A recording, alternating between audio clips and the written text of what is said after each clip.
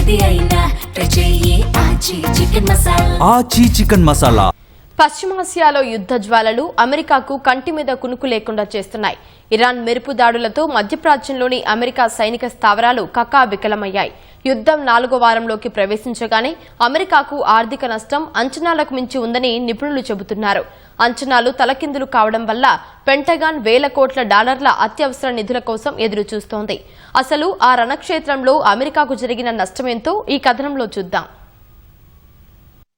Iran దాడుల్లో మధ్యప్రాచ్యంలోని America సైనిక స్థావరాలకు తీవ్ర నష్టం వాటిల్లింది. యుద్ధం 4వ వారంలోకి ప్రవేశించగా తొలి 2 వారాల్లోనే $800 మిలియన్ అంటే భారత కరెన్సీలో 7,500 కోట్ల రూపాయల మేర అమెరికా స్థావరాలకు నష్టం వాటిల్లినట్లు Center for Strategic and International Studies ప్రాథమికంగా అంచనా వేసింది. ఆ విలువను తక్కువ చేసి చూపించారని, నష్టం మరింత ఎక్కువగా ఉంటుందని నిపుణులు విశ్లేషిస్తున్నారు. ఈ విషయంపై స్పష్టత కోసం పెంటగాన్ను అంతర్జాతీయ మీడియా సంప్రదించగా సెంట్రల్ కమాండ్ వద్దకు వెళ్లాలని సూచించినట్లు తెలిసింది. వారు స్పందించేందుకు నిరాకరించారని మీడియా తెలిపింది. ఇరాన్, క్షిపణి, డ్రోన్ దాడుల్లో పశ్చిమాసియాలోని అమెరికా వైమానిక రక్షణ వ్యవస్థలు, ఉపగ్రహ సమాచార వ్యవస్థలు దెబ్బతిన్నాయి. జోర్డాన్లో $485 మిలియన్ మోహరించిన థాడ్ వ్యవస్థకు భారీ నష్టం వాటిల్లింది. అమెరికా వైమానిక స్థావరాల్లో మౌలిక సదుపాయాలు, భవనాలు దెబ్బతినడం వల్ల $310 మిలియన్ నష్టం వచ్చింది.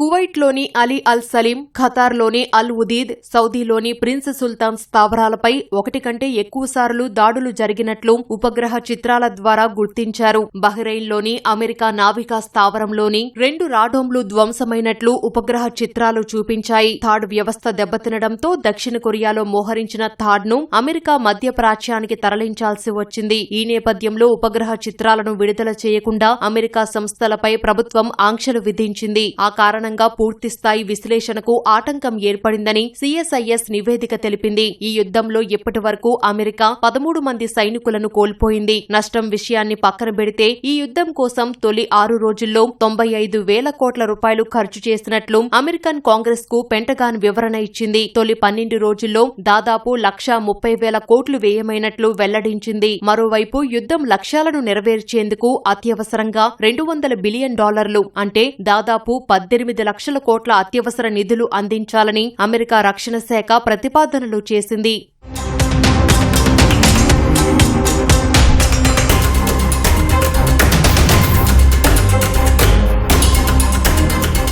సుప్రీం లీడర్ ఖమేనీతో పాటు ఇరాన్ సైనిక నాయకత్వాన్ని ఒకేసారి హత్య చేస్తే యుద్ధం వెంటనే ముగిసిపోతుందని అమెరికా అంచనా వేసింది. అది తలకిందులు కావడంతో అమెరికా ఖర్చు భారీగా పెరిగిపోయింది. యుద్ధం అంతకంతకు తీవ్రం కావడం వల్ల ఐరోపా, జపాన్, దక్షిణ కొరియా వంటి స్థావరాల నుంచి భారీగా అదనపు బలగాలు, ఆయుధ, రక్షణ వ్యవస్థలను అమెరికా తరలిస్తోంది.